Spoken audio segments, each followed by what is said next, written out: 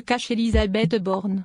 Inconnue du public lors de sa nomination à Matignon, mystérieuse sur sa vie privée, la première ministre d'Emmanuel Macron reste insaisissable pour beaucoup de Français. Mais un an après son arrivée rue de Varennes, où elle a miraculeusement résisté à la tempête des retraites, le livre La Secrète vient nous éclairer sur la polytechnicienne trop souvent caricaturée en dame de fer. De sa jeunesse complexe, marquée par le suicide de son père Joseph, rescapé d'Auschwitz, aux révélations troublantes sur sa vie privée et sa supposée homosexualité, l'ouvrage dépeint le portrait d'une femme plus politique qu'on ne le dit et d'une pudique qui en cache plus qu'on ne l'imagine. Entretien avec la journaliste Bérengère Bonte, qui a osé enquêter tout ce dont La Secrète évite de parler. Gala.fr. Pourquoi vous êtes-vous intéressé à Elisabeth Borne? Bérengère Bonte, parce qu'à son arrivée à Matignon, on ne sait quasiment rien d'elle. Elle est pourtant présente au gouvernement depuis 5 ans. Sa capacité à rebondir toujours plus haut m'intéressait également. Qui aurait pu imaginer qu'elle devienne première ministre, malgré tous ses prétendants? Que signifie ce titre, La Secrète? On comprend que cela n'évoque pas seulement sa vie personnelle, mais aussi sa manière de faire de la politique. Oui, le secret est d'abord le suicide de son père Joseph, rescapé d'Auschwitz, alors qu'elle n'avait que 11 ans. Elle a enfin réussi à en parler lors de son discours de politique générale, grâce à ses communicants, mais avec beaucoup de difficultés. Concernant la politique, et contrairement à ce qu'elle a réussi à installer comme idée, Elisabeth Borne a fait campagne pour être première ministre. De façon discrète, habile. Elle a vu énormément de journalistes et suivi de près les tractations. Quand son nom a circulé, cela l'a mise hors d'elle, c'était trop tôt, ce qui n'est pas bon signe. Elisabeth Borne était dans un état de grand stress. Ce serait une erreur d'imaginer qu'elle n'a pas d'ambition. Elle n'est pas seulement une bonne élève. Au point de viser l'Élysée en 2027, ses amis l'imaginent déjà présidente. Cela l'inquiète beaucoup que l'on parle de son ambition. En particulier de l'Élysée. J'ai reçu des appels de son entourage politique, la première ministre ne voudrait surtout pas qu'on pense qu'elle rêve d'être présidente. Leur stress m'a autant étonné que conforté dans l'idée qu'il y avait un sujet. Pourquoi est-elle si gênée par cela? Son éventuel rêve d'Élysée serait une forme de concurrence pour Emmanuel Macron, qui vit assez mal ce genre de choses.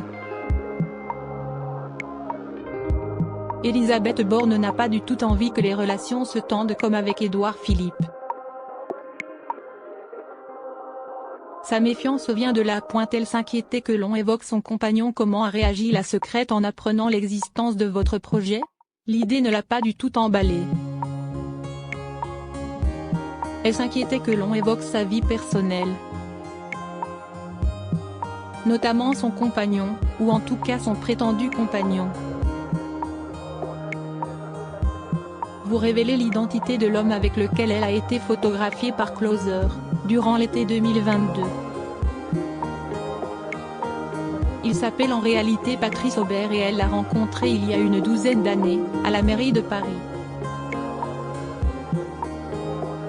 Pourquoi avoir enquêté là-dessus? Son profil très politique pose question. Si est-il un catholique, de gauche, ex-président de l'association Les Poissons Roses, qui a appelé à manifester contre le mariage pour tous. De plus, lorsqu'Elisabeth Borne est présidente de la RATP, elle embauche à un poste élevé, délégué général à l'éthique. Si est-il paradoxal? J'ai choisi de parler de son compagnon, car elle-même a révélé son existence. Cela devient donc politique. Ce serait une faute professionnelle de ne pas s'y intéresser. Il y a un vrai flou autour de cette relation. Car Patrice Aubert écrit sur son blog être pacsé depuis 2021 avec une autre femme. Sont-ils toujours ensemble? C'est la grande question. Matignon m'a toutefois confirmé qu'il s'agissait de son compagnon. A minima, il s'agit de son ex. Les rumeurs d'homosexualité agacent Elisabeth Borne. Vous évoquez les rumeurs d'homosexualité récurrentes autour de la première ministre. Si elle les a démenties dans Têtu l'année dernière, cette paparazade peut-elle être un moyen de cacher la vérité? J'ai intitulé ce chapitre La couverture, donc oui, je pose la question. J'apporte des éléments qui montrent que l'on a raison de s'interroger. Vous racontez que l'Élysée espérait même un coming out de sa part. Il y a eu beaucoup de rumeurs à ce sujet. Cela l'agace d'en parler. Avant le premier de mes entretiens avec elle, ses conseillers m'ont appelé pour me prévenir. Face à eux, alors qu'elle avait eu vent de mes interrogations sur sa sexualité, elle s'était emportée. Si c'est pour parler de ça, ce n'est pas la peine, j'ai déjà répondu. Clotilde Valleterre, ex-députée et meilleure amie, dément dans la secrète les rumeurs la présentant comme sa compagne. Contrairement à Elisabeth Borne, elle a facilement accepté d'évoquer ce sujet, même si les rumeurs l'énervent également.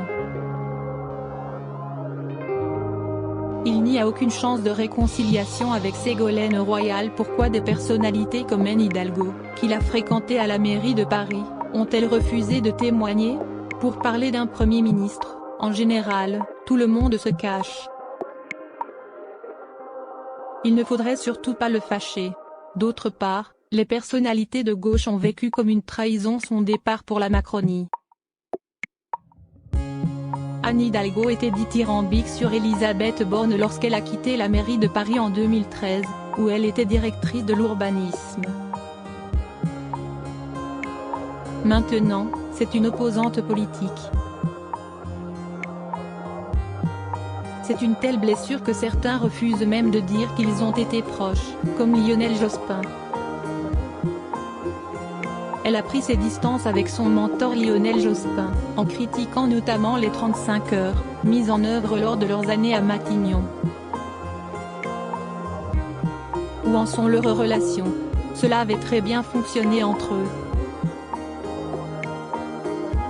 Plus sur le côté humain que politique. Ils ont le même caractère, un peu austère, très droit, très bosseur. Mais ils ne se parlent quasiment pas depuis 20 ans. Il y a beaucoup de rancœur du côté de Lionel Jospin. Vous évoquez toutefois un déjeuner de retrouvailles à Matignon, début 2023, dans une ambiance assez spéciale. J'aime beaucoup le récit qu'elle m'en a fait. Lionel Jospin entre dans la pièce et lâche. Je me suis demandé ce qu'on allait bien pouvoir se dire. Ils ont évité les sujets sensibles. Et tout ça sur les lieux où ils se sont connus et si bien travaillés. Il était comme un père pour elle. Lorsqu'Elisabeth Borne était la directrice de cabinet de Ségolène Royal, au ministère de l'écologie, les rapports étaient très compliqués. Pourquoi est-elle plus élogieuse envers elle qu'avec Lionel Jospin aujourd'hui? C'est très étonnant. Elle aime souligner l'intuition politique de Ségolène Royal, alors que c'est avec elle qu'elle a le plus souffert. De mon point de vue, c'est l'un de ses traits de caractère. Certaines personnes cherchent le beau dans ce qu'elle est. Je crois qu'elle en fait partie. Elle était quand même devenue cadavérique en travaillant avec Ségolène Royal. À l'époque, elle subit et supporte. Dans ces situations, certains se protègent et lâchent l'affaire. Elle, jamais. C'est une vraie dure au mal. Pourrait-elle se réconcilier malgré tout? Non, jamais. Il n'y a aucune chance. Elles savent à quel point cela a été dur. Ce caractère, c'est ce qui a aussi séduit Emmanuel Macron. Il l'a bien compris, confier cette période quasi ingérable à Elisabeth Borne, ce n'est pas pour rien. Emmanuel Macron l'a vue opérer comme préfète du Poitou-Charentes, puis au gouvernement avec Ségolène Royal. Il la connaît et sait qu'elle ne l'a jamais. Quelles sont leurs relations actuelles? C'est très difficile à dire. Mais c'est forcément complexe en ce moment. Crédit photo, Raphaël Lafargue-Poul.